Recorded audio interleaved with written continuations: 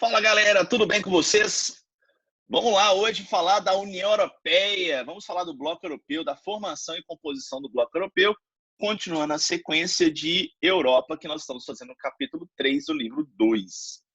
Então bora lá então. Claro, não podia faltar o nosso cachorro tailandês, o seu sorriso sensacional, e esse ursinho do TikTok, animadaço, como sempre, assim como você está aí na sua casa.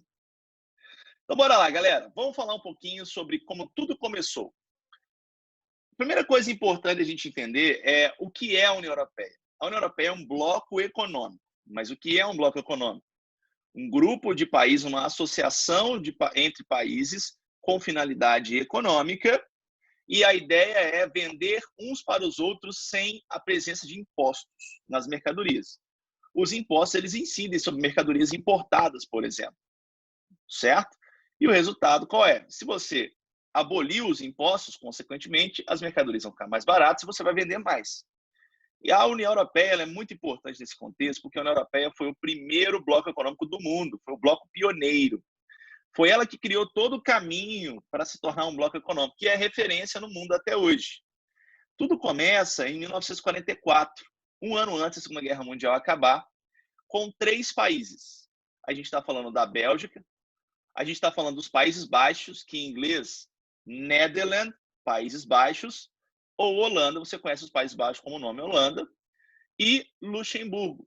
São esses 3 países que iniciam, digamos, um protótipo da União Europeia. Ainda não é a União Europeia, mas é o primeiro bloco econômico entre europeus, 3 países que se unem para quê?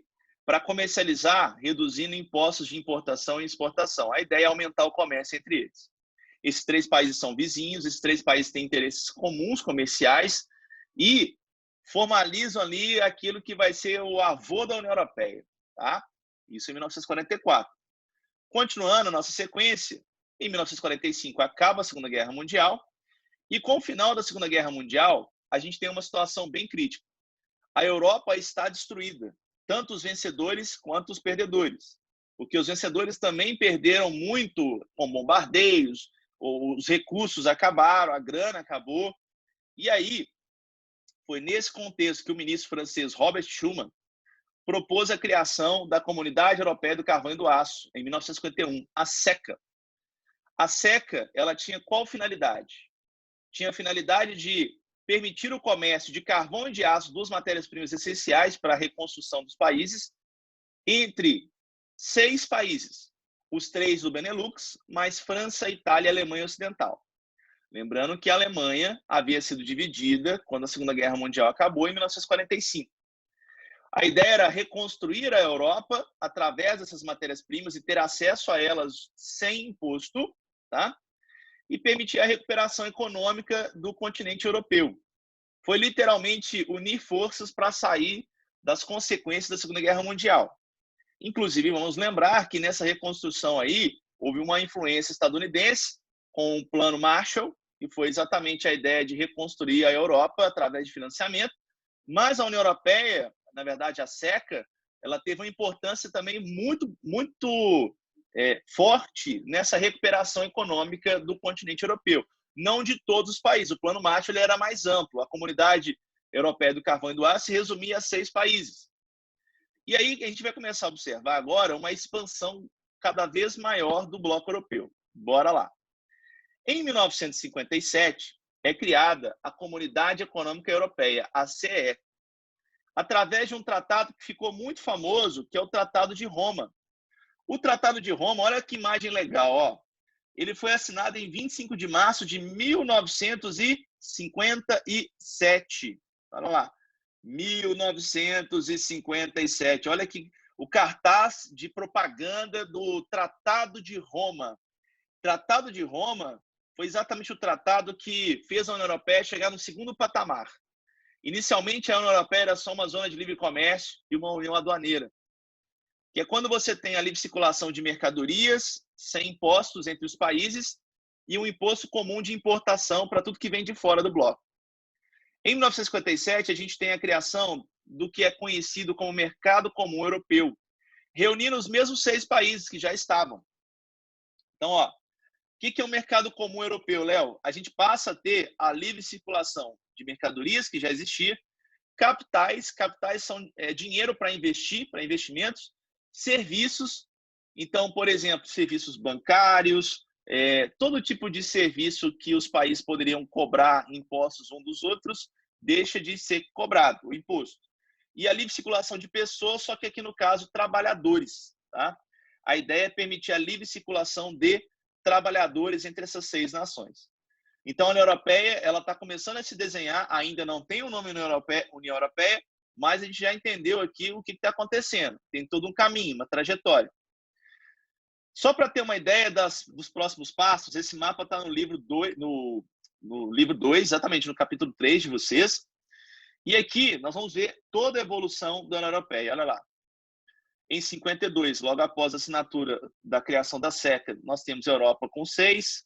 73, nós temos a adesão de mais 3 países. Vamos ver quais são. A gente está falando do Reino Unido, nós estamos falando da Irlanda, tá? E nós estamos falando também da Dinamarca. Muito bem. Em 1981, a adesão da Grécia, então a Europa vira Europa dos 10, a Grécia está aqui no sul. A adesão de Portugal e Espanha em 86. A adesão da porção oriental da Alemanha em 1990, até porque a gente sabe que a Alemanha estava prestes a se reunificar. Em 1995, a adesão de mais 3 países e assim por diante. Agora, eu queria chamar a atenção, vou ficar falando aqui de todas as etapas, mas é importante saber que em 2013, a União Europeia chega ao número de 28 países. Olha só, compara, né? 6 iniciais com 28 em 2013. Agora, vamos continuar contando a história da evolução da União Europeia. Olha só. Em 92, surge o nome União Europeia, através de um tratado chamado Tratado de Maastricht. O Tratado de Maastricht, que foi capa de jornal na Europa inteira, foi assinado na cidade holandesa de Maastricht, e ele estabelece o que a gente chama de União Econômica e Monetária na Europa dos 12. O que é uma União Econômica e Monetária? Quando os países chegam nesse ponto, fica decidido que será criada uma moeda única comum. E para criar essa moeda única comum, não é do dia para a noite, você tem toda uma infraestrutura que é necessária ser criada antes. Por exemplo, para criar uma moeda única comum, você tem que ter um banco central comum. O que é o Banco Central? O Banco Central, ele, digamos, estabelece as regras financeiras de um país, e aqui no caso de um bloco, e ele é o responsável ali por gerenciar a criação da moeda comum e também a emissão dessa moeda comum, tá? O Banco Central Europeu. Outro ponto importante, a criação da cidadania europeia. Por que eu coloquei um asterisco aqui? A partir de agora, nós vamos ter os europeus da União Europeia como cidadãos de um bloco econômico. Por que essa mudança é importante a gente entender? Porque lembra que havia a livre circulação de pessoas na União Europeia, só que trabalhadores, certo? Agora, qualquer pessoa, trabalhador ou não, morando em um dos países da União Europeia, pode circular livremente dentro do bloco. Tá? E foi criada toda uma estrutura política, com a ampliação, por exemplo, da estrutura política da União Europeia. Além do Parlamento Europeu, que já existia, o Parlamento Europeu ele é composto por europarlamentares, deputados, que são eleitos nos países membros. Cada país tem uma cota de deputados, dependendo do tamanho da população, tá? Mas também você tem a Comissão Europeia, que é o poder executivo da União Europeia. A gente vai ter toda uma estrutura política que vai ser criada para que a União Europeia passe a funcionar como uma organização completa, tá? E isso acontece em 1992. Em 95, uma ampliação importante. Nós temos aqui a entrada da Suécia, nós temos a entrada também da Áustria e a entrada da Finlândia no bloco europeu. A Áustria, da esquerda para a direita, Suécia, Áustria e Finlândia. Tá? Essa ampliação está mostrando que os países europeus eles estão entendendo que é interessante do ponto de vista econômico participar da União Europeia.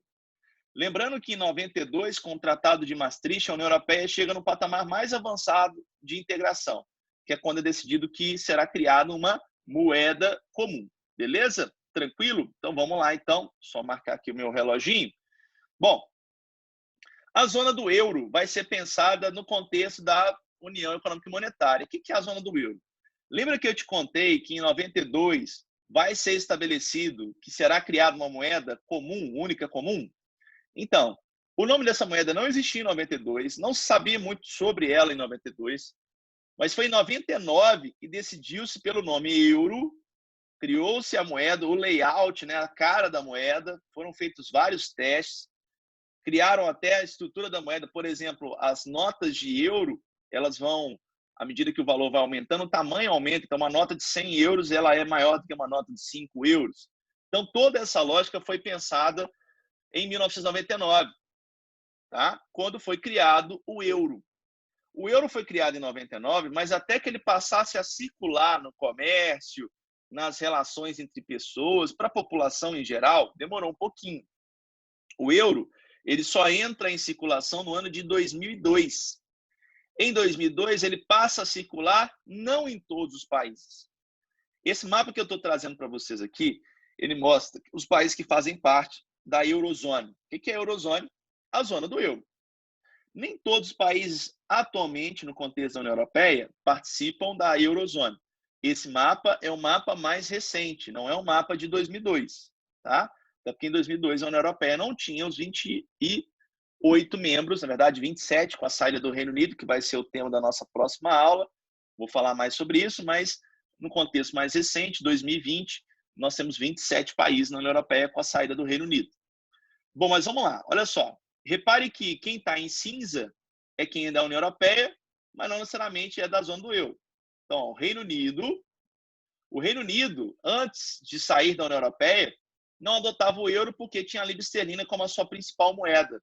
Moeda muito antiga, uma moeda que tinha um caráter histórico que acabou dificultando o fim dela, né? Um patrimônio britânico. E os britânicos não tiveram interesse no euro, não quiseram o euro, né? Até porque aceitar o euro significaria aceitar uma série de medidas de intervenções econômicas da União Europeia na economia do Reino Unido. Agora, observe que os países do leste europeu, quase todos, tirando aqui algumas exceções, como a Eslovênia e a Eslováquia, tá? Também não têm o euro como moeda. Tudo bem? Por que os países do leste europeu não têm o euro como moeda? Porque são países que sofreram muito com o fim do socialismo, né? São os ex-socialistas, têm uma economia muito prejudicada por esse passado, tá? E aí a União Europeia, na verdade a zona do euro, para adentrar a zona do euro, tá? Primeiro tem que fazer parte da União Europeia e segundo tem uma série de critérios. Então, por exemplo, o país não pode ter uma dívida muito grande, o país não pode ter uma inflação muito alta, tá? São alguns critérios que têm que ser atendidos para entrar na zona do euro, tudo bem? E os países do leste europeu, devido ao passado socialista, não conseguiram se recuperar totalmente em termos econômicos, portanto, não participam da zona do euro. Não são todos, alguns do leste europeu tiveram uma recuperação, então acabaram conseguindo entrar na zona do euro, mas outros não. E aqui eu queria chamar a atenção também para a Suécia, a Dinamarca, que são dois países, aqui ó, que está a Suécia, certo? E aqui a Dinamarca, que são dois países que optaram por não ter o euro. Optaram por não ter o euro por quê? Porque a moeda local ela é desvalorizada em relação ao euro. E aí é o seguinte, quando a moeda local é desvalorizada, o euro vale mais do que a moeda nacional, para quem exporta é muito bom. Então, por exemplo, sei lá, você vai exportar uma maçã que custa 5 euros, né? Certo? O que vai acontecer? Exportei a maçã que custa 5 euros. Vamos pensar que a moeda local, para comprar 1 euro, você precisa também de 5 moedas locais. Então, se você exportou uma maçã a 5 euros, você ganhou 25 moedas locais, certo? Se a maçã custasse 1 euro e fosse, na verdade, se o euro custasse uma moeda local, o que ia acontecer? Nesse comércio, você vendeu uma maçã a 5 euros, você receberia 5 moedas locais. Então, o que eu estou querendo dizer? Ter uma moeda desvalorizada é bom para quem exporta. Por isso que Dinamarca e Suécia, que exportam petróleo, por exemplo, se interessaram por não estar na zona do euro. A Suécia mais do que a Dinamarca. A Dinamarca está fazendo até um movimento para entrar na zona do euro, tá? Mas o argumento central é esse, por isso que elas não quiseram adotar o euro como moeda. Tudo bem? Seguinte, bora lá. 2004, 2007, 2013, uma nova ampliação, adesão dos ex-socialistas. Eu coloquei aqui, olha que bonitinha a bandeirinha de cada país com o nome para você. Queria chamar a atenção de dois que não eram socialistas. Chipre, meu Deus, temos um país chamado Chipre, uma ilha lá no Mediterrâneo. E a outra ilha no Mediterrâneo, a ilha de Malta, também não eram socialistas, mas adentraram a União Europeia nesse período. Então, vejam que a União Europeia de 2004 até 2013 vai passar por uma ampliação bem grande, tá? Muito bem, continuando. Candidatos a entrar na União Europeia. Então, existem alguns. Albânia, Macedônia, Montenegro, Sérvia e Turquia. Queria destacar desses todos, esse aqui, ó, a Turquia, e queria destacar a Sérvia. São os dois fortes candidatos aí. Só que existem problemas. Para entrar na União Europeia, existe uma série de exigências. E a gente vai ver agora quais são, tá? Primeiro, tem que ter uma economia de mercado, governos democráticos, respeito aos direitos humanos, proteção de minorias e aceitação das leis europeias. A Turquia é um país, metade na Europa, metade na Ásia, mas tem problemas com a democracia. O governo turco é democrático, mas adota medidas nada democráticas às vezes. Então, assim, essa medida aqui está pegando para a Turquia, governos democráticos, tá? Então, é um ponto que dificulta a adesão da Turquia. A Sérvia tem a ver com a proteção de minorias. A Sérvia fez parte da Iugoslávia. Existe uma série de minorias dentro da Sérvia e a Sérvia perseguiu essas minorias. Então, isso acaba sendo um problema para a adesão sérvia. Vocês estão vendo, então, que dois tópicos aqui, ó, dificultam a entrada desses candidatos ao bloco, tá? E, prosseguindo, desafios da União Europeia, para a gente terminar. Não é que a União Europeia é um bloco perfeito, todos são iguais. Não, gente, existem diferenças econômicas e políticas dentro dos países do bloco. Vamos dar um exemplo? Compara a economia de uma Alemanha com a economia da Polônia. A diferença é grande. Isso tem a ver com o passado, tem a ver com a formação econômica.